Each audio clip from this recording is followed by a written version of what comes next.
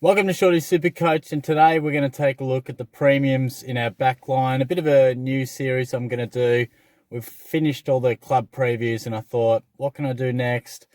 It's still a little bit out to sort of really hone in with too many player profiles, and I wanted to just sort of, suss a few things that we could talk about at this stage. And, the premiums, we know what we're going to get really. We don't need to see practice games or anything like that, as opposed to mid-prices and rookies, which we need to sort of monitor through the pre-season. So I thought, let's go through each line, their premiums. I'll focus on the defenders this day, but I just want to discuss, maybe how many you'll roll with, a bit of structure stuff, the guys that I'm considering. So in the back line, there's probably only 6, I reckon. You probably can't count Doherty, or you count him as a premium, but, price-wise, he's a mid-price, but I think we can lock and load him. Got the laptop here, so I'll just be rolling through a few numbers, discussing a few guys. Now, there's 14 players that averaged 90 or more last year available as a defender. Houston falls just under that at 484k, averaging 89.3 last year. He's been very popular. We'll discuss him in a moment, but of those 14, I'm only really looking at 6, and currently the structure I'm rolling with is 3 premiums. So if you're including Doherty, that number's 7. So basically, I'm picking 3 out of the 7. So it's interesting because you would think that, 90 plus scorers, there's 14 of them. Surely you'd think there'd be 8 or 9, but there's not a stack that I like. A few players that I think are possibly heading towards the twilight of their career, and a few others just a little risky in my opinion. Now, as I've said, I've got at the moment Sicily, Daniel, and Doherty in there. The others that I'd strongly consider, obviously Lloyd, Zach Williams was a big consideration for me, and Rory Laird. And you'd have to throw Luke Ryan in there as well, I guess, too. I would consider him. Now, from the top, I'm going to go through, and I always find it interesting looking at the percentages of the ownership at this stage. That'll fluctuate a lot, but we'll just go down. I'm not sure how long this video will go for, but I just want to have, a few dot points on each player, because it's a good way. People are probably wondering, what do you think of this player? What do you reckon of that guy? So this is probably a good way for me to give you a couple of dot points and a few thoughts on, some of the key players of our back line. I think everyone will basically be considering all these guys and a few in particular. And even though you feel like the premiums are easy to pick, but they're not. A lot can go wrong. We spend a lot of time thinking about a breakout contender and who are the good rookies to get games. But what often kills my side is buggering up a premium. So you nail these and it just sets your team up. So Lloyd, he's in 30% of sides, 591k.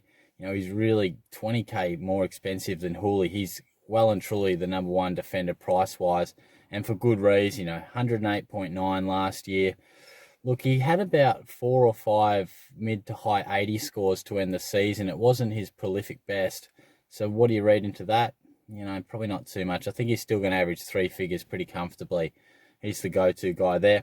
For Lloyd, it's just a discussion of, do you want to pay that much? At the moment, I don't. But if you just want to bank him and get him, fair enough. Now, Hooley and Hearn, I'm surprised that they're in 8 and 7% of sides, respectively, particularly Hearn, because he just hasn't really got the absolute premium scoring history aside from last year. He was outstanding, but I feel like he's entering the twilight of his career, and so is Hooley. Now, look, I wouldn't be surprised to see both of these guys, drop their averages by about 10. And that's a pretty big call, but I see both of them averaging in the 90s, and if I was predicting, I'd say mid-90s. Now, that's going to still be a premium average for a backline play. I reckon we would like to see them average mid-90s for sure. And there's a couple that can go a bit north of that. But I wouldn't even think about starting these guys. I know I copped a little bit of criticism for putting Hooley in the no chance for my side category. And I think Hearn might have been for the Eagles too. But I stand by that. I reckon there are a couple old blokes that could get a few more injuries as their career progresses. And I just don't have the absolute confidence. So you can go to tell me in the comments if you want. But let me know what you reckon. On the other end of the spectrum is Zach Williams. Now, he's a bloke who, if he's a stock, you're buying him because he is rising pretty quick. Now, He's in 22% of sides at the moment, 551k, and for good reason. Now, the question with him is he'll most likely go back to a half-back flank, or can he provide that midfield stuff that he was doing? Because obviously the Giants had a lot of injuries late last year, and the likes of he and Green went into the midfield and had a massive influence. But I think whatever position he plays, he's just going to be damaging. He's a real aggressive kick, loves to run and carry, and he's a real dasher, and the Giants love that. So I think he's one of my real contenders and someone that I'm still debating. I really like Zach Williams as a prospect. Caleb Daniel, I'm shocked he's in 5% of sides. I reckon he's as safe as houses pick. I guess Beveridge and the Dogs have sometimes thrown out a few curveballs and anything can happen, but I just really think that he's slightly unders. He was averaging 3 figures before a couple of niggles, and he's just a solid ball user. He's not going to give you too many 140s, but he'll be between 90 and 110 week in, week out. I think he's like the new Rory Laird. That's an interesting one. Is Rory Laird going to bounce back? We'll scroll a couple more and we'll talk about him in a second. But I reckon Daniel is right up there in terms of that sort of Laird consistency that we love from our defenders, because sometimes they can be pretty flimsy. So I'm locking him. I really enjoy what he's doing. Now, the next two guys, I don't think anyone is really considering. Tom Stewart's in 7% of sides, so maybe I'll have to bite my tongue there, but he's had a bit of an interrupted pre-season. He's a really solid player. Like, he's going to give you the odd intercept mark, and you watch, he gets so many kickouts, and if he's not doing the kickout, he gets so many marks in the back pocket. He just is so often that get-out kick bang, and then he just bangs it out of 50. High kick count, very much likes to put it on the boot, so we like that sort of stuff in SuperCoach. Very good option, but the fact he's had an interrupted pre-season, and there's a bit of injury in that Geelong backline as well, Jasny O'Connor. So just, define his role. Dane Rampy's in 1% of sides. Had a fantastic season, but we can't be going with him. It's just not going to happen. Rory Laird, strong consideration for me. It's really interesting. It's sort of like, is he value or is he dropping? It's really interesting to sort of debate, because the Crows are struggling. He struggled last year like many of his teammates. It's really interesting because if he returns to his very best, he is unders as well. He's pretty cheap in consideration of what we've seen him do. 19% of sides. He's at 525k after averaging 96.8. And I think it was, from memory, I can't remember the games, but he averaged 93 in the last X amount of games. That his second half, he seemed to drop away from memory. So, but really look to see what's going on at Adelaide, because there'll be a lot of changes, some different roles. How does it all affect him? There's a chance they could look for him to play a little bit more through the middle or higher up the ground. They might just revert to him playing his usual stuff. So just keep an eye on it. Daniel Rich, 1% of sides. Again, like Rampy, great season, but we're not going to go with him. Anything could go on there. He could back it up, but most likely it's just going to be one of those fantastic seasons, but it isn't something we can consistently rely on from Rich.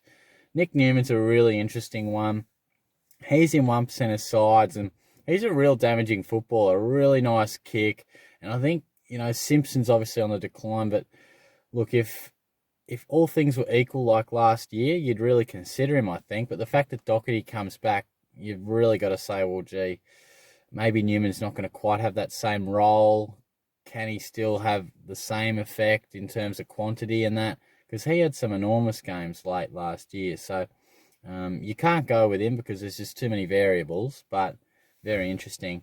Luke Ryan, he's at 520k, and I'm surprised he's only in 2% of sides because, I know that I said he was a risk in the Fremantle preview, and I stand by that, but I would have thought he was in a few more sides. There's reason to think that he'd just consistently have those sort of points again.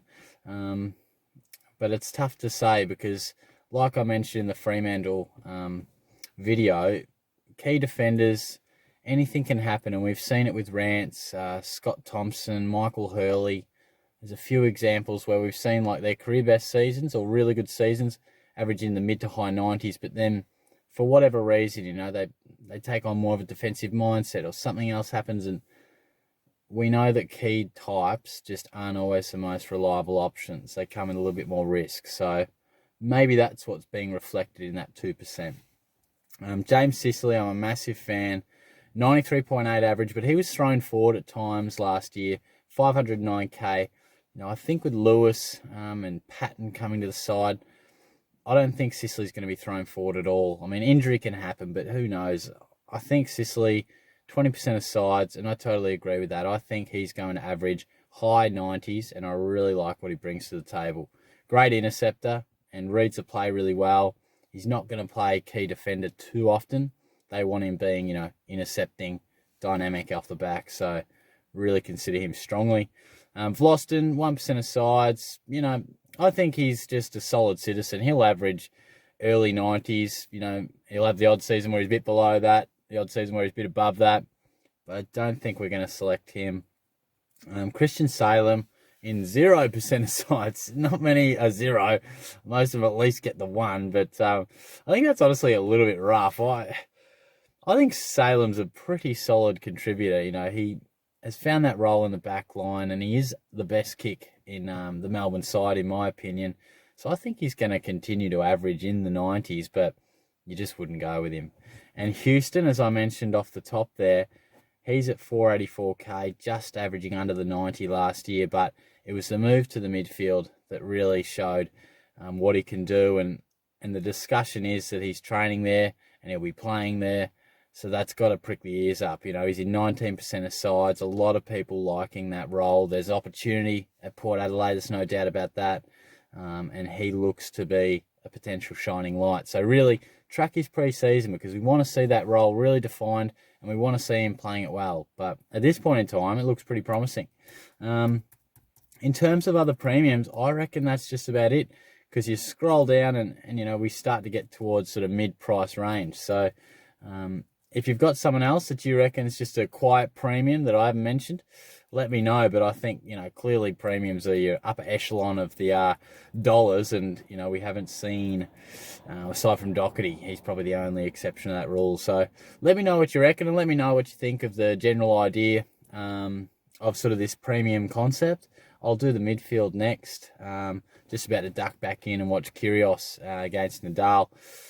Just when I walked in, I wanted to get a video because I'm going to Kennet River over the next couple of days. So I wanted to knock out a couple of vids and schedule those. But yeah, I ducked in after the second. So he'd just taken the second set. So I've been in here for about 15 minutes. So hopefully he is going all right in the third set. But look, let me know what you think. Subscribe away if you haven't already. And hopefully you're enjoying the content, and I'll keep it coming. So thanks again. Cheers.